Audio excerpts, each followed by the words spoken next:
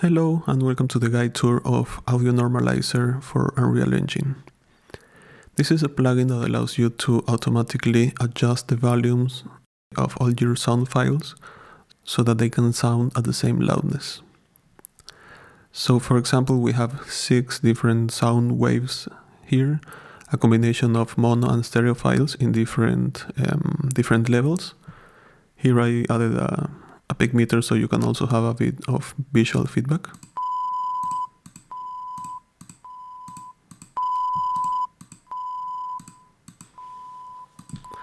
So each one has their own different level. So we select Mol, we go to Normalize Audio, and here we have the main window with some information about each file, including already the maximum peak level for each file and the LUFS level, which is the new standard for measuring loudness in audio.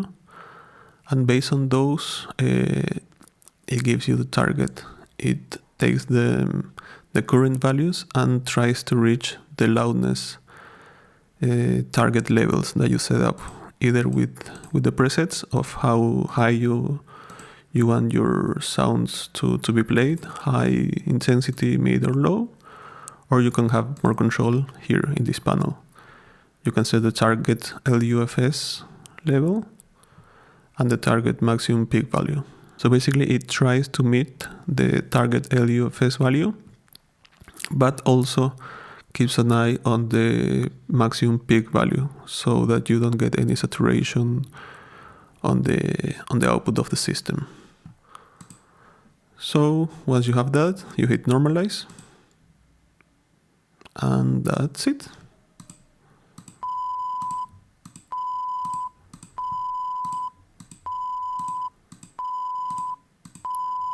And now all of them are sounding the same.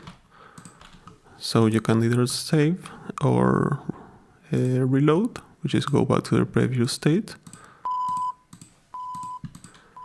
And once again, without all the explanation to show how fast it is, just go there, normalize, ready.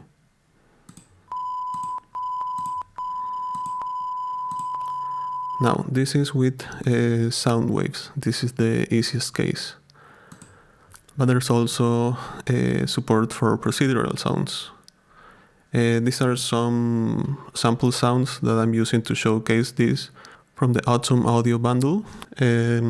So these are SoundCues, which are procedural sounds. You can see it has quite a complex logic, and here each one of these is their own sound wave. So it does a lot of mixing, a lot of randomization within itself. You can see, for example, all the different combinations. So there's no easy or fast way to normalize that. However, you can analyze it with the plugin. What it basically does is internally it plays back the sound and records it and analyzes it as a sound wave. So here you have a few presets of the accuracy, and here you can see adjusted the time estimated. I'm going to select a few more. So 41 seconds or 7 seconds, you have quite a few different options. And here you can see more in depth what each one does. So this is the main one for procedural sounds, which is how many times it's going to play back the sound. If you're in a really big hurry, you can play just once. But since there's so much variation with each playback, the higher the number, the better. You also have loop length, because let's say you have three repeats. You have a looping sound, and you need to define how long is one repeat of that loop, because loops are by definition indefinite. It doesn't have a definite duration. So you can say, okay, I want each loop to be played 15 seconds, and then do that again, like in total 3 times.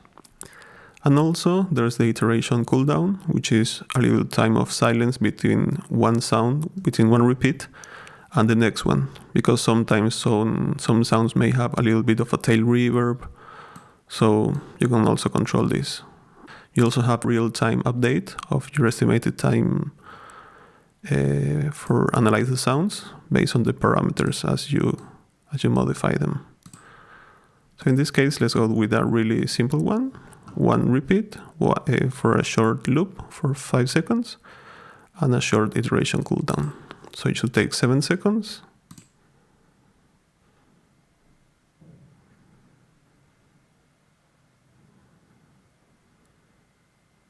And that's it.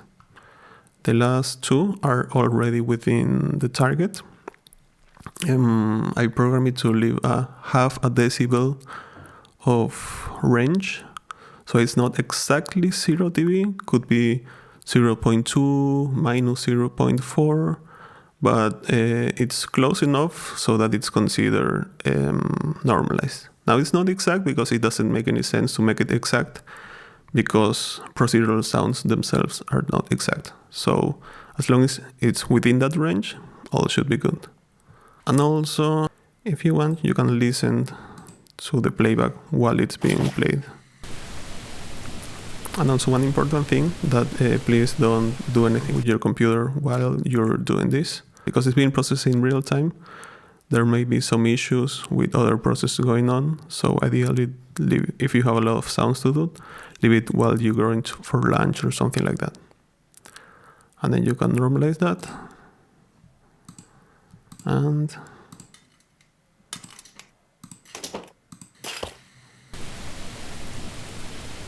there you go.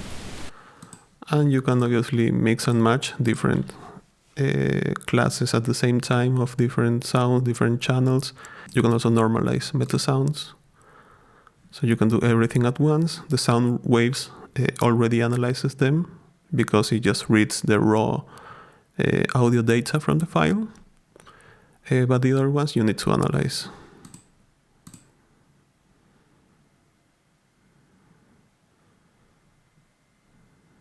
And then you hit normalize, and voila.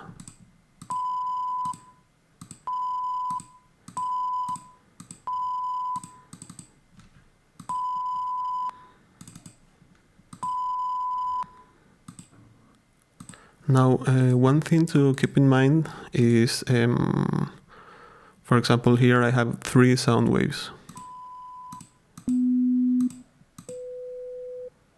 3 different tones at different volumes. And here I did like calling it a synth, but it's like a very, very basic synth, but basically combines all 3 of them. And gives us a sound like a bit of like a Hammond or an organ. Now, if I'm to normalize this,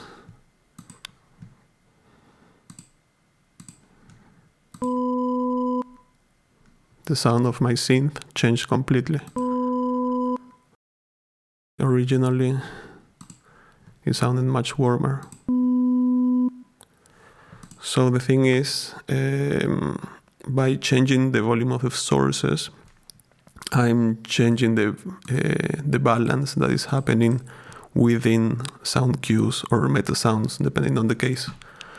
So one way to deal with that is I built in a protection system so that when you open all of them, it automatically gives you an explanation and says that there are sound waves being used by other SoundCues or MetaSounds, tells you how many, and they're being ignored. And they show up on the list as a way of saying their sounds are being recognized, but they're not being normalized because they're being used by this SoundCue in this case. So what makes sense in this case is just to normalize this one. Or it's the same as doing this because it will ignore the sources and just go to the higher level asset, which is the SoundCue. And you just normalize it. He's doing 3 passes. And voila. And the first time you install it, or the first time you use it in a new project, what I would suggest, use any of the classes to open the window and hit this little button here that will automatically go through your project folder and look for all of the sounds. And it will automatically filter all of the wave sounds, all of the sound waves that are being used by our SoundCues, in this case 250. So you will get all the MetaSounds, all the SoundCues, the sound waves that are being used by themselves. It will tell you which ones are already within target level, and it will also show you the ones that are being ignored. Gives you an estimate. This is going to be longer because it's a lot more sounds, but also you can adjust how deep do you want to go with the analysis. Now this depends on the complexity of your sounds. If you're doing a lot of procedural sounds with a lot of variation, it makes sense to go with higher accuracy levels. So just keep that in mind. And finally, one bit of a technical clarification, just in case. Here there's some mono and a stereo wave files. Both have a sine wave that is at -6 dB. As you can see, they sound very differently in levels, and you can also see it visually here. So what happens is, during playback, because of what's called the panning law, you have the mono sound in the middle, and because all playback systems, or most of them, are stereo, the sine is split into two, but in each side it's split into two with -6 decibels. Because when you combine them together, you get 0. So it's not like it duplicates the signal between left and right. It's more like it splits the signal in half and sends half the power of the signal to the left and the other half to the right. It's important to mention this because a sound designer might be confused at first seeing this, for example, and seeing different target levels for their sounds, knowing that they normalize them at -6 dB. And this is intentional. I program it like this because the idea for this plugin is to normalize the sounds based on the in-game volume that you're going to have while you're playing it. So when you normalize them within game, then it automatically makes up for that difference. So that's it. I hope you enjoy the plugin. I hope it saves you a lot of time. And if you like it, please leave a review at the marketplace. And that's it. Thank you.